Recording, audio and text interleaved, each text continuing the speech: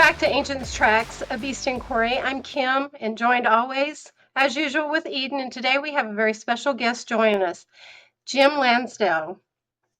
Jim is a seasoned Bigfoot researcher, tracker, and investigator, and heads up the Gulf Coast Bigfoot Research Organization. Hi, Jim. Hey guys, how are y'all? Glad to have you, Jim. It's good to be here. I'd like Jim just to give our listeners a little bit of background knowledge, how he got interested in it, how long have you been doing the Bigfoot research, Jim? Just for people who might not know. I've been doing research about 30 years now. And how I got into it, I was not a Bigfoot believer at all. I mean, I grew up in a little town on the Sabine River and hunted and fished all up and down the river. And I'd never heard or seen anything that I thought was Bigfoot, or maybe I didn't know what I was seeing or hearing. And about 30 years ago, my son and I had him a place down to deer hunt, had a little field there. And we had a perforated feeder, which had come up and you would shake it and the corn would fall out.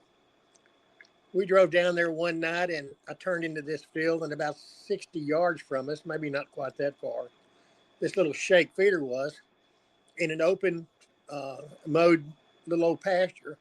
And there was something squatting beside it that was built like a man that had his hands on this feeder shaking it. And I guess we looked at it 3 or 4 seconds before it realized there was lights on it. And it turned and looked at us and had 2 huge red eyes. And it ran off on all fours into a hawthorn thicket there. So my son asked me, he said, "Dad, what in the world was that?" And I really didn't know. I just told him, I said, "Son, I have no idea. I've never seen anything like that before." Well, the next year we're down hunting, and I'm cutting limbs on this lane that we hunt on, and he was hustling them off and throwing them out of the way. And we came to an area that my daddy-in-law had poured out a bag of maize for some quail. And my son Josh, he looked and he said, "Dad, come here and look." And there was a human-looking track about 9.5 inches.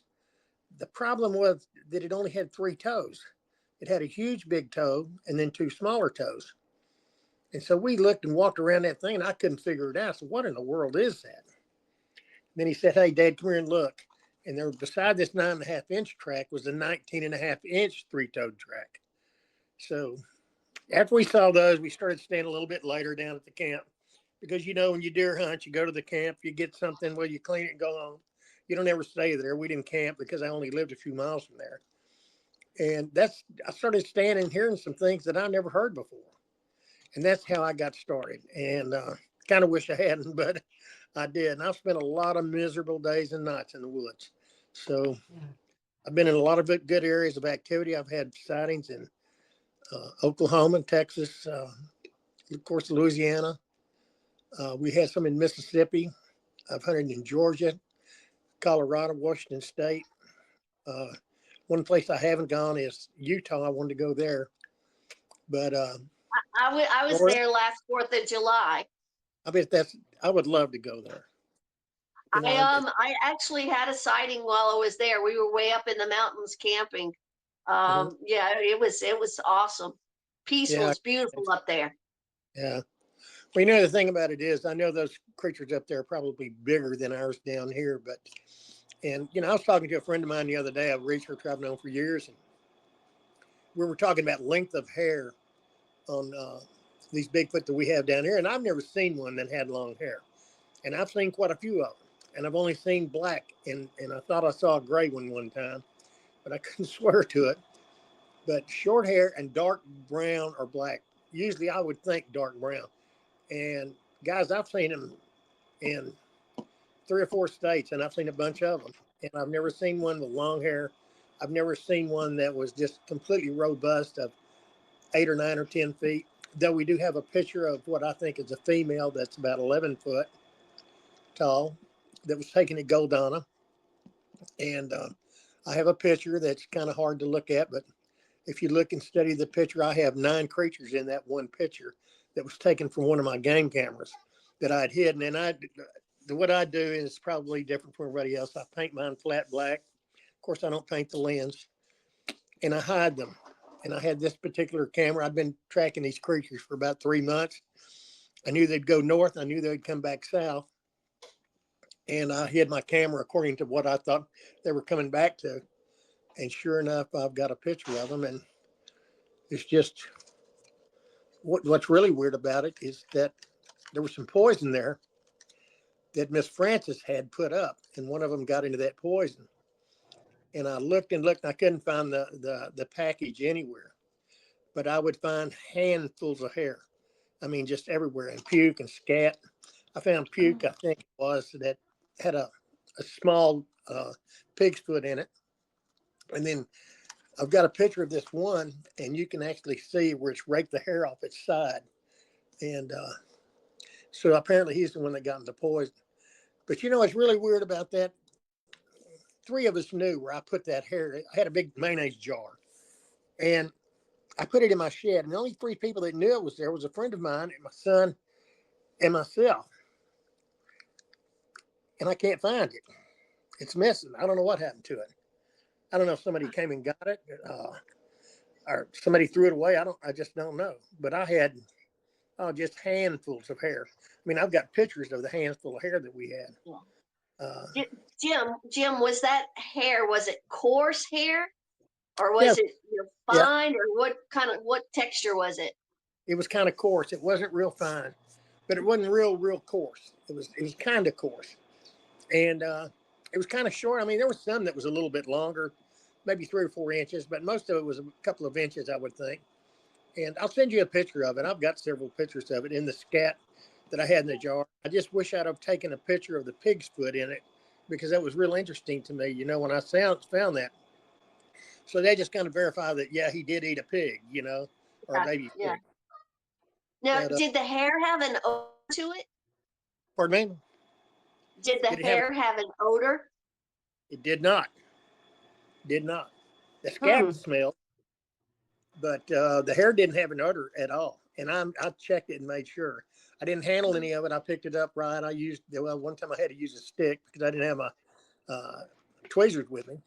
But but the scat was just god awful. And the thing about it is, out of all the scat and the hair I found, none of it was left on the trails that they used. It was always off the trail. So I mean, if you just walking a trail, you'd never notice it. Of course, me being Mhm. nosy, I'm kicking the bushes looking, and that's how I found it. And of course, Miss Frances was a big help too. She would go out and sit on her back porch and take pictures of them when they'd come through her place. And I mean, I got some fair pictures of them, not real just perfect, but they used the emulsion that they used where she had her pictures taken, and she was using a $5 throwaway camera, if you know what I'm talking about, and Yeah. don't take the best pictures in the world.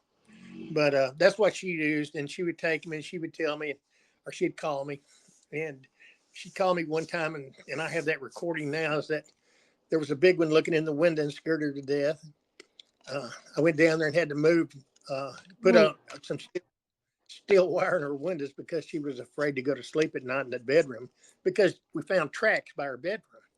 And Yeah, it's pretty startling. And you may yeah. have had that happen. Well, you talked to my friend Courtney. We used to go out to her dad's. Now he passed away 4 or 5 years ago, but we found footprints by his bedroom, Mhm. and I've had him here looking in my kitchen window at me. Sure. Well, that's not cool. Not cool at all. Yeah. Well, the thing about it is that that's too close for comfort. I mean, I Hmm. found tracks on her porch, Yeah. and she had a little outbuilding there, and I found where she had some sand there, and you could see where they'd walked up, and that's where they got into that poison. She had it put up on a shelf to keep it away from her dog. Yeah. And I found tracks there. She had I don't remember, one of her sons was kin to her, would deer hunt, and he would take a 20 penny nail, which is a large nail, and nail the antlers up on these headers on this building, and they tore them all down. She told me, she said one time there was just antlers everywhere, deer antlers. And out of all the walking and looking I did, and I mean, I've walked a many a day and a many a mile, I just found one set of the antlers. And I mean, just weird things that come, scratches in the screens. She had a lady spend the night down there, was trying to do some type of movie, I guess. She said she could hear them talking. I have a recording. I had a real good recording of them talking or something talking, and I've lost some of that because you know as well as I do, computers have a way of crashing at times, Yeah. and you lose a Yeah. lot of. I probably lost 10,000 pictures that I've had over the years of all different things. I've gotten really good about uploading mine to the cloud. I Okay, don't yeah, know what that's about, but it goes up and I can download it. And my vocalizations I put on SoundCloud, so yeah, it stays there. So even if my phone crashes, I won't lose it. But yeah, that's, I know exactly what you're talking about. that's a Mm-hmm. good. You know, the thing about it is some of the weird stuff that we've had happen over the years, and I've had a lot of weird things happen. And of course, you know, it's here and there, but I'm not into, I mean, Bigfoot's weird enough. You don't need to go anything any weirder than that to me. But, I mean, I've had them come up to me. I've been screamed at and hollered at. I've never, that I recall of all the years I've done, I don't think I've ever had anything thrown at me. Uh, if I have, I didn't know it and see it or whatever. And of course, it might be because I'm about half deaf from shooting guns all my life. But I just know there's a lot of these creatures around. And I know that Natchitoches Parish, with the waterways and the systems they have down there, they're loaded. Mm-hmm. Yeah. Mm-hmm. I mean, just, and you get out of the national park down there, and I can't believe I can't think of the name of the park that we all go to. Kisatchie? Is it Cachatta. Kisatchie? Thank you, Cachatta. Yeah. And I mean, it's got a lot of, I've seen them Yeah. down, saw one down there. I've seen tracks. And you know something that I don't know if you guys have seen or not in my research, and I'm finding a lot of smaller tracks, and I, you know, 6.5, 7 inches long. I have an 8.5 inch. I have the right and left foot. There was a trackway that was in. It's called Old River. It's just north of the Honey Island Swamp on the Pearl River, the same body of water that flows through the Honey Island Swamp. And Wow. there were tracks. There were hundreds of tracks. Matter of fact, M.K. Davis was with us that trip, and they were anywhere from like 4 to 5 inches all the way up to like 10 or 12. And then there was one that was much bigger, but Right. they were everywhere. And it was perfect condition because the river had just went down after the spring floods, which is right now, it's flooded over there, and Sure. let this real fine river silt on the ground. And it just made perfect tracks. You could actually see dermal ridges.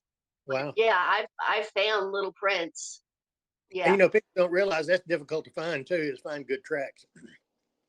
I've seen quite a few good tracks, and I've seen, you know, I've tracked them for a ways, but it seemed like they always disappeared on me, and I got where I couldn't find them. I know one time I was in the bottom down at my place, and I was following. It looked like a female and a young, and they were just meandering around in that bottom, in that oak bottom, and it looked like to me they were eating acorns. That's what it appeared to me, kind of like a deer would. Now, I Mhm. don't know if they eat acorns or not, but it sure appeared to me that they did.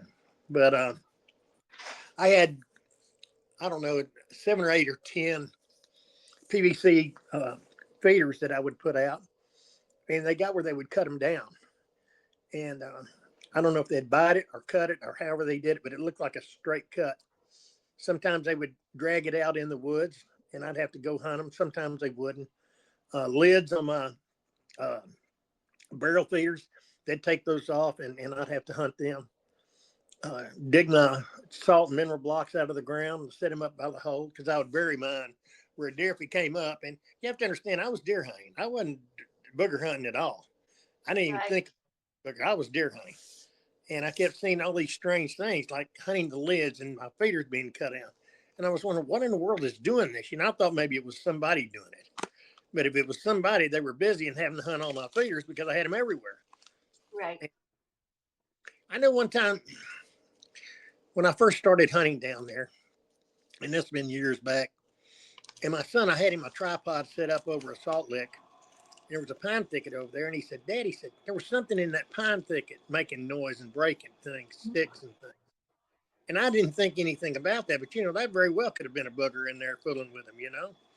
And Right. Yeah. that probably was. Well, when you say Salt Lick, you're talking about a salt block, right? Those are Yeah, 50-pound. Those are 50-pound blocks. they're They're 30 feet. not light. No, and what it would do, you have to remember, I take my post hole diggers down there and I dig a hole and I put that block down in it, and then I would cover it with dirt, other than just leave the top up, maybe an inch, half inch off the ground. Okay. We'd dig around it and pick it up and lay it out of the hole. And I'll tell you how stupid I was. I told my son, I said, son, we've got some god awful big coon down here that can lift that block. Because I didn't know. I mean, honestly, I did not know. And Yeah. the first one I saw, we were down there hunting, my son and another fellow, or one of his buddies, and me. And that big one came out of that west bottom. He was screaming and raising Cain. And of course, I'd never heard him scream or raise Cain. You know, I didn't know what it was. I figured that's what it was, but I didn't know for sure. Well, I went and picked him up out of their stands, and we went to this field. And he came up to the side of the field, and I knew exactly where he was because there's an old wild lemon tree planted there that my granddad put there. And then there was a tree, a smaller pine. And I shined his eyes, had huge green eyes. I turned that light off. Son, hand me my rifle. I'm going to figure out what this is. And of course, it wouldn't look back at me. And Yeah. so I walked over to it, and I got probably within, I don't know, 15, 16 steps from it. And it broke and ran on all fours. I heard it breaking brush for, I know, a quarter of a mile. And I can tell you this, if it had wanted me, it could have gotten me. There was Yeah. no way that I could have gotten away from that as fast as it was. And we went down and found some tracks and some of the brush that was broken. But you have to remember, I wasn't using the camera or anything. We didn't have phones like we do now. And I know the first game camera that I had was the old flash type. You know what I'm saying? And Yeah, it with would the go, little cube. yeah, it would go off at night, and it looked like a lightning strike in that bottom. You know, so it wasn't like you were fooling anybody. And I swore, I told my son one time, I said, Dadgum, I think they watch me or know where I am when I put these cameras up. Well, I had one picture left. I walked out of a feed area and I came out to my field, and I had my German Shepherd, or my dog was sitting in the back of my Jeep. So I took that last picture of my dog in the Jeep. I'm back in the tree line back there, and you can see two or three of them standing in the tree line. And that's what it just kind of verified what I thought. They've been watching me all this time. Yeah. As I fed over the years, they would follow me down that bottom, and you'd hear the birds flush as you were driving down 15, 20 foot in the brush. And I knew there wasn't flushing because of my little old car, Jeep. So that's it. I've seen them all. I mean, big, little, small, the mamas, the daddies. I had a cutter over there that the mama and her young stayed in. There was two female and two young, and they'd whistle at me when I'd go in, and then whistle at my dog. I've seen my dog go just, you know, he'd be coming to me or she would be coming to me, and somebody would whistle at her just like I whistled at her. Yeah. And something strange, you know, really strange what they did. What is your most memorable encounter that you have? The one that just was way over the top. Have you had one like that? Yeah. You know, I was in the the mode of really, I didn't believe what I was doing or seeing or hearing. I didn't believe it. I really didn't. So I said, after I'd been doing this about a year, I said, well, I'm going to go down in this bottom down there. And at the time, the road down to that bottom had grown up, a lot of dead trees and brush over this little lane. So I walked down about a quarter of a mile on the creek, and I sat in a blowdown, which is a tree that had been blown down. And I guess mosquitoes were just killing me, but I started to get up and leave, and I heard one of them whistle. Then I heard another one from the east side whistle, one from the south side whistle, and then one from the west side. There was three of them that whistled at. And I'd been doing it long enough to know or figured out that's what they were, that they were signaling each other. And so I sat in that brush top, I don't know, till it got good and dark. And I could hear something walking down the edge of that creek, and they were talking or mumbling. And I could hear them, you know, there was two of them. And you could definitely tell by the tone that there was two somethings mumbling coming down that creek. So they got down there, and I used the coon urine all the time to disguise my scent. Mhm. And they smelled that coon urine, and they came to a complete stop. And I was close enough to them where I could hear them back up, but I couldn't tell exactly where they were. I just knew they were on the creek. Then they started clicking at me, and people have said they've heard the click. And just in a few minutes, one's come behind me and started clicking. And what was really weird, they would click and like they were passing me, like they were looking for me clicking, you know? And I didn't move. I was there. I had my shotgun and I had a little old black jacket on and jeans and my boots. And I don't know if they could see me or not. I mean, I really don't. But I was in a brush top in that blowdown. Well, everything quieted down. And I finally got enough nerve. I said, well, I'm going to try to get to my truck without being killed. So as I walked up this dim road, and I have to go under trees, blown downs, and over brush, and I finally see the moonlight shining in the front window of my truck, which I had to pull in because there was no turnaround. So as I was getting to my truck, one of them or something ran off from the back of my truck, and you could clearly hear it pop, pop, pop as it ran off. So I got up to my truck, and what was so bad, I had to roll my window down because I had to back out about, I don't know, 100 yards. Yeah. And I couldn't see through the rearview mirrors. You had to back out, looking out. And I thought to myself, well, one of them's going to snatch my head off before I get in this field. You have to understand, I didn't know much about this, and I didn't know where they were. I didn't know if they were aggressive or what. Well, I get Yeah. out in this field, and I get out in the middle of this little 3.5 acre field, and I sit out there, and I get out of my truck, I lean in on the hood, and I'm thinking, what in the world did I just witness, I mean, I was sitting there trying to figure it out, wrestling out what I'd seen or heard. And that big one screamed at me. I could feel him in my chest. It just vibrated. And he was probably maybe 50 yards from me, if that far. I have never heard anything in my life that loud. Never. And as soon as he quit, he did this for, I don't know, maybe 5 or 6 seconds, this roar. And after he stopped, it sounded like I was in a zoo with a bunch of chimpanzees. It sounded just like chimpanzees. You know how they hoot and holler when they get in the... Yeah, I've actually heard that in Mississippi. Yeah. Yeah. And this went on for a few seconds and it quit. And I'm sitting there trying to think what in the world I've just heard. And finally I said, well, I'm going to go home and get away from this. It's just too crazy. I mean, it was really just too crazy for me. But that's the most memorable. And I've had a lot of been up to me. I've had that big one walk up to me on that lane. And he'd breathe, and I could hear him breathing, and I could hear him breaking, snapping limbs. I've had him follow me in the woods many, many times.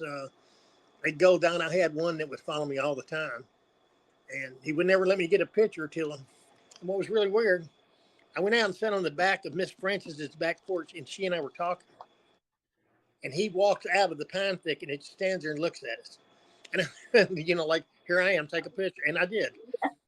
But it's so far, And Yeah. my cell phone. But it's really weird how freaky they really are. And They can be so intimidating too.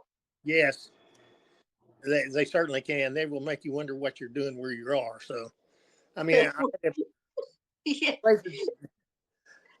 I mean, it amazes me how many they are because they're everywhere. Yes. Yeah. And they generally will just turn and walk away when you have an encounter. Oh, I used to run them. I used to chase them on my place. I found their bedding areas and I knew what I was doing. I tied some ribbons to some limbs and trees where I could say, well, if you follow those ribbons, you'll get to that bedding area. Well, they went there and tore all my dadgum ribbons down. But I would chase them from that. I chased them out there several times, and they got where they wouldn't bed in. But there was 3 young male that lived there, and I say, well, it's probably 6-footers or better that lived there and bedded up together. Yeah. But I don't know how many was there. I have no idea. But it's every time I thought well, there's got to be 2. Well, there'd be 4. Well, there's got to be 5, and there would be 10. And then when they would come out of that west bottom and north bottom, and they were going kind of south and west, and they would call back and forth to each other. God, I couldn't tell you the sounds they made. And this whistle that they made, it was something like a screech owl, but a screech owl doesn't roar at the end of it. So, No, Yeah. they don't. but I'd go down. I've heard this. Go ahead. I've heard the owl. Yeah. Well, a friend of mine went in California, heard the same owl. Yeah. So Well, And, when I was in New Mexico back in 2019, I heard them vocalize up at Dulce, Mexico, and they right, sounded just like the same vocalizations I heard here in Louisiana. sure. So I don't know if they have a dialect. If they do, I can't tell it, but they sounded the same. And I've heard, like you said, the monkey sounds. I've heard that in Mhm. Southwest Louisiana, and the samurai chatter. I heard that in South Central Oklahoma. Right. So you know, there's definitely a pattern there. Yeah. Yeah. Well, yeah, they do have some kind of a communication, and people say, well, they've got a language. I don't know that they have a language. I don't know that they don't. But you have to remember this: even mockingbirds and crows communicate, and they don't have a Right. language per se, but they do communicate. Hmm. I would think these creatures are smart enough where they would have a language, and that's how they communicate through language. But this one that I had, they'd come up and it was the back of Miss Shirley's yard, and there was a deer stand, and he had his recorder out there, and there was a car coming, and you could hear him say something, and I'm sure he was saying, "Here comes a car," and he gets quiet. So let me plug my phone in. Okay.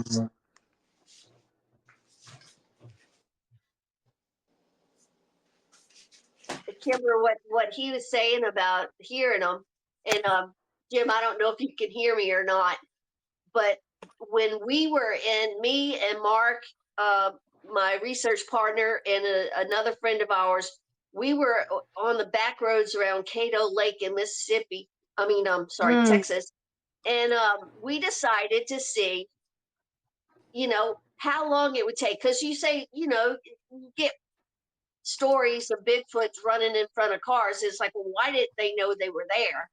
Right. And so we like backed our truck off the road and waited. And I mean, the ones they see at night running across the road, that's got to be intentional, because you can hear a car coming from way off, especially That's when right. you're out in the country. That's right. Because it's You dead know, silent. Yeah. You're exactly right. You know, I've had several people down here that live fairly close to me that have seen them either crossing the road or run across the road. And one of them was during the daytime, and the guy, he was coming back from the hospital, and he turned around and came back and got me, and he showed me where it crossed. hmm And this was the same guy that'd gone to the doctor to the hospital.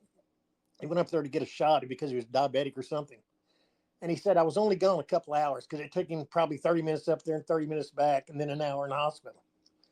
And something had eaten one of his colts that weighed about 85 pounds. oh, So he called me, and I went over there. The hide was there and the bones, and it was all in a pile. It wasn't scattered, and the bones were broken, so something got the marrow out of the bone. So, I mean, you have to tell yourself what did that, what's capable of doing that. And I mean, you don't see bite marks, you just see where all the meat's gone and pulled off. Yeah. So, Ripping and tearing. How do you determine if a sighting is credible? Do you have a criteria? uh, that's a good question. It's just, you know what I do, and this I've always done this, and I drive people crazy when they tell me they've had a sighting, and it's believable to me. I spend quite a bit of time with them, and I'll go back and visit with them 2 or 3 times and hang out in the area and look for sign.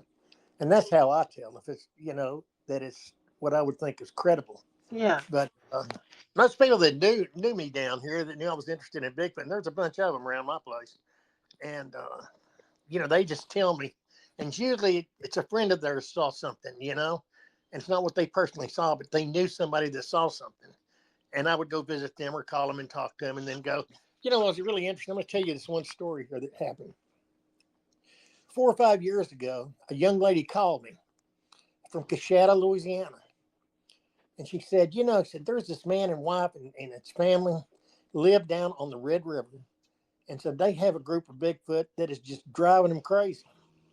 So they had a research organization come in there, or some researchers come in there, put up cameras and so forth and so on, and said they didn't get anything, so they pulled them, and said the Bigfoot just went crazy, started killing their dogs and their cats and whatever around their house. And I said, Wow. well, if you will give me their number, I'll call them and talk to them. And I knew they wouldn't want somebody down there, after they'd had that kind of bad luck. Well, probably a year, 2 years later, I had a man from Arkansas call me, and he and I are pretty good buddies. And he said, "Well, he had a friend or maybe a cousin that operated what he considered the black op, army, I guess." And he said they were called at Cachatta and said they killed 3 of those Bigfoot down there on the river in Cachatta. Now, what are the chances of this girl calling me years before and then him telling me about 3 creatures being killed at Cachatta? Yeah. Something's, somebody's telling me the truth here, and I Yeah, never Right. mentioned it one way or the other. So, and I couldn't tell yeah. you who the lady was. I've lived where I live now in Washington Parish, Louisiana, for 30 years, and over the years, for probably the past 2 decades, I've been collecting encounters. I talk to people. People talk, and they Yes, refer other folks to me, and you hear the same thing over and over, and you hear from people in the same area having issues. right, And they don't know each other, but they have the same story and they live in the same general area, so you have to believe them. right. Yeah. Yeah. You have, So do you, go ahead. go ahead. I just know that Jinx. uh, they had a big uh, commercial air conditioning vent.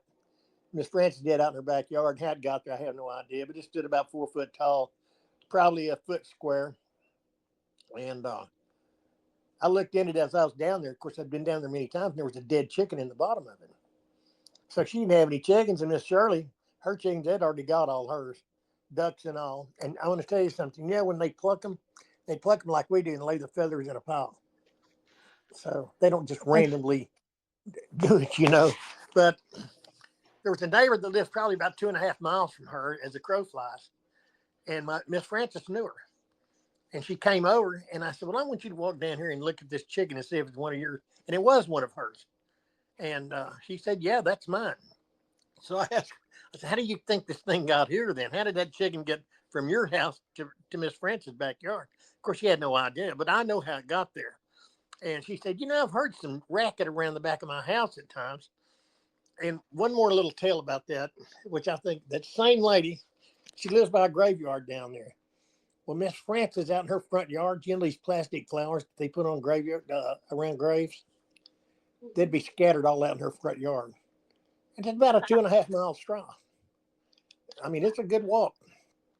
yeah. Mhm. Yeah. Eden knows about graveyards. Oh yes, there's well, and Jim has talked to Courtney, who is one of my Hmm. research partners, about her dad's place. Matter of fact, the first time I met Jim, he was telling me about um, he had heard a story where a woman had been sleeping out on a cot and a booger ran back past her and tapped her on the ankle. And I'm like, no, wait, that's me. That happened to me. But Right. he was talking to my research partner, and it was her dad's place. Yeah. And I tell you, Right. I've only been scared a couple of times, but that was one of the worst. I Yeah. gotta That's say, I Yeah. was so scared because it was cold and it was rainy, and I had a tarp pulled over me, and I heard these loud things. And Mark Daniels, my research partner, he was sleeping in the RV. He left his dog out. His dog ran under my cot, and I didn't realize it was the dog, but I felt something. I heard this big thing run past my cot, and then I felt something under my cot, and I was like, "There's a Bigfoot under my cot, and I'm gonna die." But the dog started whimpering. So once the dog Oh. started whimpering under there, I realized, she was hiding yeah. from whatever was Yeah. running through camp. But I just thought that was amazing, and I love Courtney to death, and she gave me an opportunity at her dad's place that was amazing. Yeah. We had Yeah. vocalizations, we had footprints, we saw orbs, and I still don't know what to make about those. But we had the ones that ran through the camp in Tackley on the ankle. We actually had deer come out of the woods and slept within 30 feet of us. They spent the whole night right next to our camp. You know what they were So doing? yeah, I that yeah, happened in my truck. Getting really. allergic to boogers. Exactly. Yeah. Yes, exactly. I heard samurai chatter from the same portion of the woods that the deer came out of. It wasn't the same time, Right. but yeah, that was an amazing area. Of course, they've clear cut it all now. Right. So, you know, I really I don't see the activity. I still go over there because I feel like they know me. I went over there for years, Right. and they got comfortable enough to basically play tag with me, Yeah. which I didn't really like. But anyway, I don't think they're there anymore. I think they moved on when they started clear cutting that area. Possible. You know, the thing about it is though, if they don't replant and or if they do and the brush grows back up, they'll come back in there. Um, I remember talking to her about that and her telling me that story about you being touched. But you know, they like to prank with you too. Now I don't know if you know this or not, but uh, I'd have them. I'd park down there and go to the entrance into my little field and down this one lane, driving in there. I had a piece of a barbed wire fence there, and I heard something one time. We make that wire like they were crossing it. And of course, you can tell. And so I walked down there and looked, and I got where I could see it. And it was probably about 70, 80 yards from where I was at the time. And I didn't see anything. So I turned around and came back, and there was a big, tall, slender one standing on the other side of my pickup, looking at me when I walked back to him. Of course, he ducked and ran off when I got there. But that prank with me all the time, like that brake brush. Uh, Yeah, yeah, walk they're messed up, man. Their sense of humor, I don't get it yeah. because Well, they can scare me to death. you know, the thing about it is like breaking stuff. I've had them come, and if you don't look at them, they'll keep breaking it, you know, and they'll kind of come to you until you look at them. If you ever look at them when they're breaking stuff, it's done. They're I'll quit. have to remember that They'll, if they, I'm brave enough to not to look. yeah. And it's hard not to. You know, I've trained myself over the years to do it. I just wouldn't look. But Yeah. I've had him get up within probably on that creek bank, then 25, 30 yards of me and break something. My dog would jump in my lap and scare him so bad. Aw. I had one That's German so Shepherd scared to death of him. Now, the other one wasn't so bad, but one of them was. Uh, I'd go down and cut cane to hold some of my trees up, and she'd go get back in the Jeep. We'd have to walk a couple hundred yards down to the cane patch, and I'd look for her, and she'd be up sitting up in my Jeep. It just scared her to death. So Oh, poor baby. yeah, she'd yeah. take a wild berth. We'd walk down a lane, and I'd watch her, and if she'd get to a certain area, she'd go way out and around it, you know, and come back. Sometimes she'd growl. Most of the time she didn't, but sometimes she'd growl. So you know something was in there, you know. Mhm. And we were Yeah, walking past. yeah. I So, actually have my sorry, Kimber, my no, it's roommate's okay. Go ahead. dog. He used to, she's got her bedroom at one end of the trailer and I'm at the other end. But her dog, when she wasn't home, she'd sometimes stay with her boyfriend. He would be barking. He could stand on her bed and look out the window, and he would be barking like an excited bark, like the bark I'd hear him bark when she came home. Right, And it'd be Mhm. 1 o'clock in the morning, and I know she's not coming home at 1 o'clock in the morning. But there right, was something he saw he liked out that window. yeah. So it's not always the boogers are gonna eat you dogs. Sometimes they friend them. You That's right. know. Well, Yeah. you know, I'm glad you know Miss Francis had a little old schnauzer looking dog, and I've got pictures of there was I think 5 or 6 Bigfoot that she had, and her little dog sitting out there looking at her. So and they didn't bother. But I'm going to tell you something. She had some pups. I went down and inoculated for them and took care of them for her. And one afternoon late, I was down. I used to like to stay at night because I had a thermal, and so I could look around. But They were down there barking out in this little old field in between her house, Miss Frances' house, and Miss Shirley's house. Well, I walked out there and looked around. I didn't see anything. But the next time I went down, it was probably 3 or 4 days later. Every one of those puppies were gone. Uh, Oh, There was 4 yeah, of them. that's sad. Yeah, So I know what happened to them. And of course, Miss yeah. Frances, she had no idea what they were. But her female, main little old dog was there. Mm. Yeah, little bonbons, little puppy bonbons. I've actually, I have cats outside, and I don't ever lose them Yeah. very often. But I have had puppies out there. Just one. My son would get a puppy, and it would just vanish. And it Oh, could have been wow. coyotes. It could have been anything. But um, I really think that my roommate's dog has a close and personal relationship with the local right. boogers. I had a lab I bred, and well, there's several labs, and she had pups down in the stump, kind of like an old stump hole there back behind the house. And something came in and skinned and ate all of them. I mean, skinned Oh, them that's so right there sad. and ate them. And Oh, then a big You know, chop slapped the I bunch was just off. gonna say, I wish my local boogers would come in and clean out all the raccoons in my place, because I can't keep chickens because of raccoons.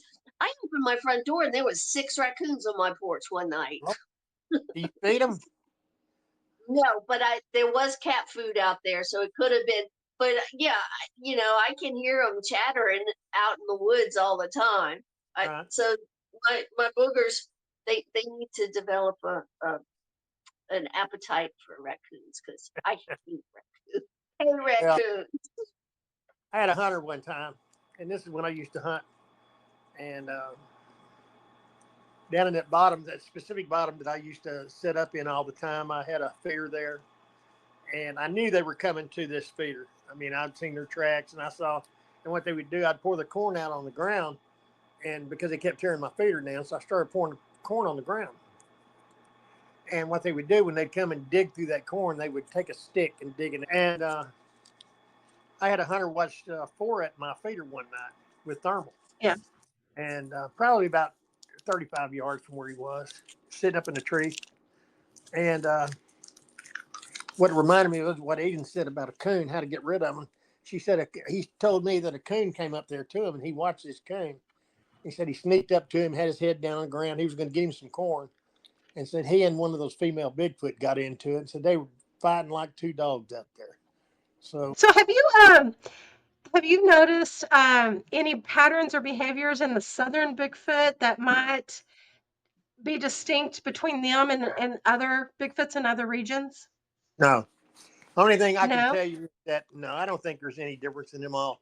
You heard what Eden said. The sounds that they make are similar to the ones we have down here. I mean, Yeah. the ones that I've heard in different states, the ones that I've seen in different states are built just like ours. I mean, there's not a nickel's worth of difference. Uh, I've seen some huge ones now, but I haven't seen some like the Pacific Northwest.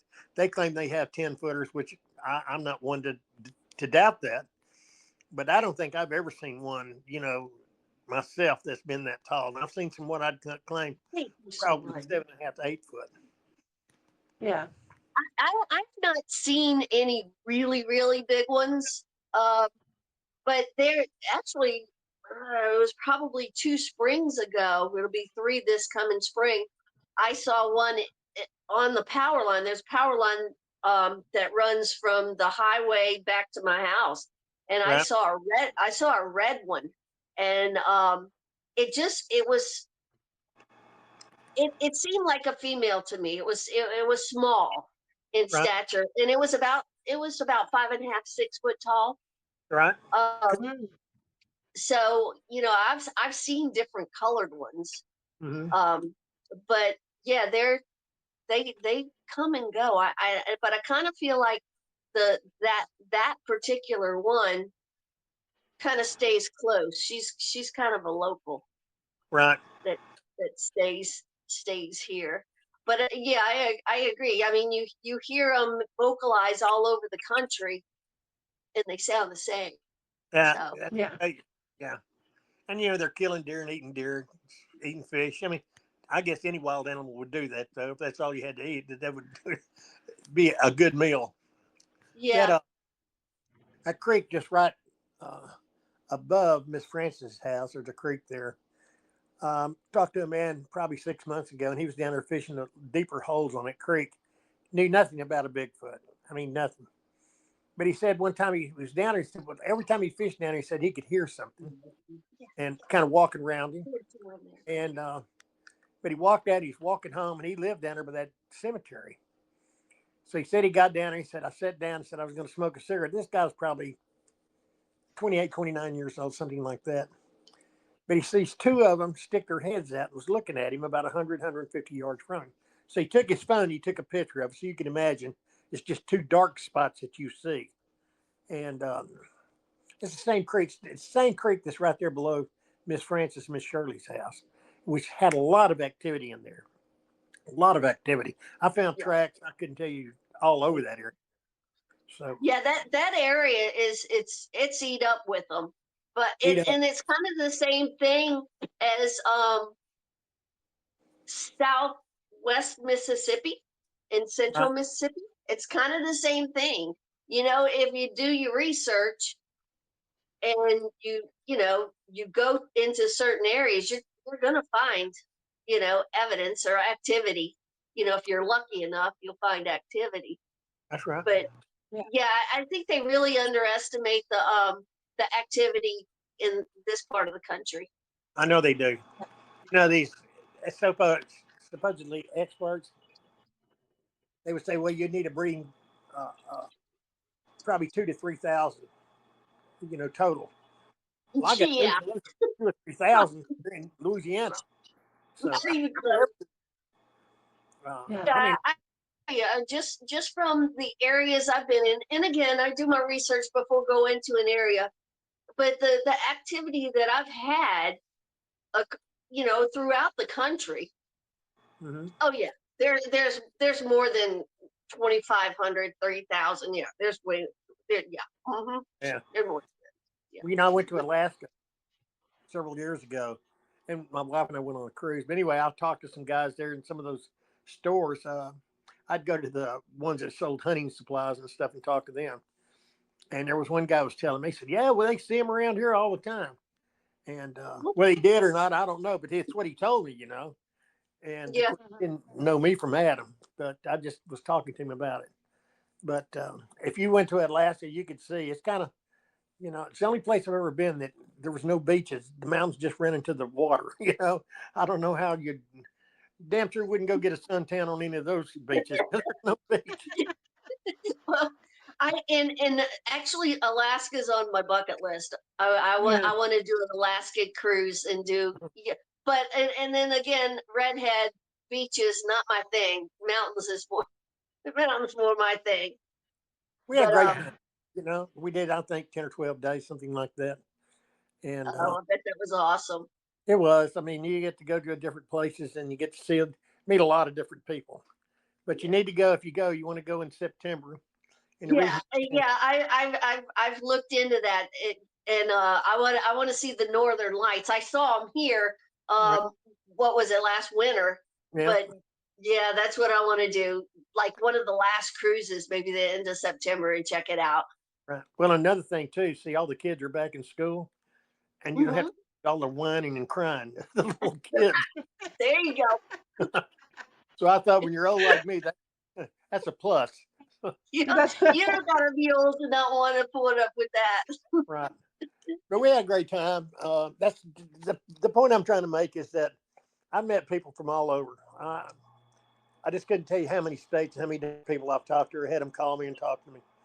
And there's just monsters everywhere. I mean, I had a guy in New York call me, I had a guy in Pennsylvania call me, going around his house, just driving him crazy. Wanted to know if I could come up there and help him. I said, man, you know how far New York is from Louisiana? I mean, it'd take me forever to get up. Yeah. My son lives in New York, upstate New York, and it took us, I don't know, 4 days to get up there. It would take me Yeah. 2 weeks. But I lived in Connecticut, so I'm pretty familiar with the East Coast, but Pennsylvania is a wild country. Upstate New York as well. People misunderstand about that area up there. You think New York, you think of the city, and it's nothing like that. You get out of Yeah, that city, it's I mean, forested, mountainous, yeah. You get tremendous. up Yeah. around the Finger Lakes, and it's just woods. That's right. Yeah, yeah, yep. Pennsylvania's the same way. It's a beautiful country, It and you can is. see how you could have monsters there. So, Yep. Yeah. Jim, I wanna ask you, have you ever been up to Tishomingo, Mississippi State Park? mm, I don't think so. I've been to a state park, but I can't think of the name of it. Okay. So there's been There's a place up there, and it, like I said, it's Tishomingo State Park, and I've been up there 3 times. One of those 3 times, it was totally packed. They had Boy Scouts and stuff, and we didn't have any activity. But the right. other 2 times, I had pebbles thrown at me one time. Wow. I had something. I'll call it a bluff charge, Wow. but it jumped into the lake and come barreling toward me. And I'm not gonna lie, I jumped up and ran into the camper. I don't I blame you. wasn't, I wasn't gonna stay out there and wait to see what's gonna come out of the woods. Well, you know, that's the thing about it is, I'm kind of stupid. And the reason why I went down there was to see them and to hunt them. So I wasn't going to run from them. But Well, and that's my reasoning usually, but I was sitting out there by myself and I uh, heard this big old kabloosh, like it was huge jumping into the water. And then I heard it running toward me, so it's like, no, peace out, I'm done. right. I mean, that's the But thing about it is, I always wanted to hunt by myself or research by myself. And the reason being is if I'm with somebody, I'm distracted. But with about myself, I see a lot more and I look a lot better. You know yeah, what I'm yeah, yeah. and it seemed like to me I would have them follow me through the woods by myself. You know, so I mean, when See, I'd go to Goldana, I probably went down. I don't know. I'd go a couple of times a week, and which is not that much, but it's an hour and a half drive one way from my house to down there. So that's a pretty good trip. You know, it's 3 hours. yeah, So I'm driving 6 hours a week at least. But there's a bunch of them. Aiden, my God, there's a bunch of them down and huge. She took a picture of one, Miss Shirley did, that's by her garden, standing up next to a tree, and estimated him to be about 9 foot. And I mean, he was not just huge, but he was a good sized Bigfoot. And yeah. I think you showed me some of those pictures from over Miss Shirley's, Miss Francine's. right, But yeah, yeah, they I mean, I don't doubt they have big ones. And I know those ladies over there because I know other women over there that have problems. And here's my issue because I am in that category. You get an older woman who lives alone and she's gonna get bothered with boogers. right, You know, I guess because we aren't threatening mhm, enough, but Yeah. like I was clearing the front of my property. My research partner Mark Daniels, he sold his place in Texas, so I gave him a place to rent up front, and he started clearing out the trees. He was pushing down trees, and he pushed down enough to get his in there, but then he kept pushing and kept pushing. And at the time he was working in Texas, right, and so like he worked during the day and he was pushing trees down, and he left probably about 3 o'clock and hit the road, and I knew he was going to be on the road for at least 10 or 11 hours. right. And about quarter to midnight, something starts beating on the back of my house. And actually, once I went out there and looked the next day, it wasn't beating on the side of the house, it was beating on the roof. Oh wow. Mm. And you know, I mean, that scares the crap out of you. Oh sure. You know, Yeah. but you know, I mean, they will let you know when you've overstepped. And I told him, I'm like, no, you're not pushing any more trees down. I don't care. We're good. We're done. We're all right. It's amazing Yeah, because I've what you were talking about, ladies, and Miss Shirley. You know, Doug worked offshore and he'd be gone a couple of weeks. Well, the activity would pick up around her home in those 2 weeks. But Miss Frances lived by herself for years, and so she always had activity. You know, I was putting up a video system down there one time.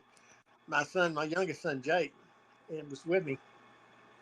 Miss Frances told me, she said, "You know what?" Said they quack like a duck. And I thought, Miss Frances, come on now.